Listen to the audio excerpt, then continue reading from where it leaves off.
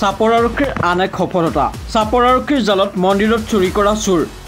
নিশা চাপৰ আৰক্ষীৰ থানাৰ ভাৰপ্ৰাপ্ত বিষয়া দীপজ্যোতি ইংতিৰ নেতৃত্বত আৰক্ষীৰ এটা দলে অভিযান চলায়। ফলিমাৰী কলবাৰীৰ পৰা আটক কৰে চোৰটোক।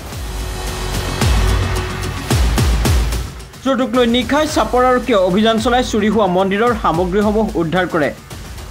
চোৰে ঘন জংঘল আৰু এটা পৰিত্যক্ত ঘৰত লুকুৱাই ৰাখিছিল চুৰি কৰা সামগ্ৰীসমূহ। উল্লেখ্য যে যোৱা দুদিন পূৰ্বে চাপৰৰ ৰৌমাৰী শিৱ মন্দিৰ আৰু কালী মন্দিৰত চোৰে চলাইছিল চাফাই অভিযান। মন্দিৰ দুটাৰ পৰা মন্দিৰৰ সামগ্ৰী আৰু দান পাত্ৰ ভাঙি লুটি নিছিল টকাৰ লগতে বহু সা সামগ্ৰী। আৰু অৱশেষত আৰক্ষীয়ে গোপন সূত্ৰৰ ভিত্তিত অভিযান চলায় চাপৰৰ ফলিমাৰী কলাবাৰীৰ পৰা আবুল কালাম আজাদ নামৰ চোৰটোক আটক কৰে। আটক কৰাৰ পিছতে চাপৰ আৰক্ষীক ধন্যবাদ জনায় চাপৰ ৰৌমাৰী গাঁৱৰ ৰাইজে। নমস্কাৰ সাংবাদিকসকলক। আজি ৰাতি আমি ৰৌমাৰী শিৱ মন্দিৰত উপস্থিত এই কাৰণত হ'লোঁ, এতিয়া প্ৰশাসনে যিটো আমাৰ ৰৌমাৰী শিৱ মন্দিৰৰ পৰা চোৰ কৰি লৈ গৈছিল, এই চোৰটোক এতিয়া প্ৰশাসনে লৈ আহিছে।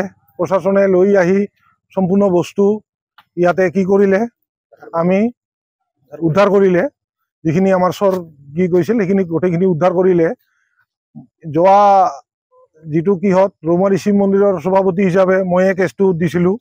এই কেছত যিহেতু আমি ছাকচেছ এটা হ'লোঁ, প্ৰশাসনক সেইকাৰণে আমাৰ চাপৰ থানা আৰক্ষী নিৰ্দেশক বিশেষকৈ ধন্যবাদ দিলোঁ আমাৰ এই উদ্ধাৰ কৰাৰ কাৰণে আৰু চোৰক কৰায়ত্ব কৰাৰ কাৰণে।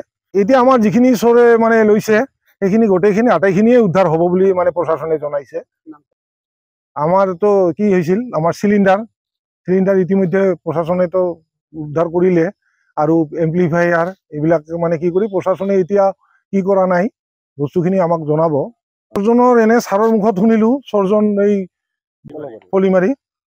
ফলিমাৰীৰ পৰা ক'লে কিবা নাম।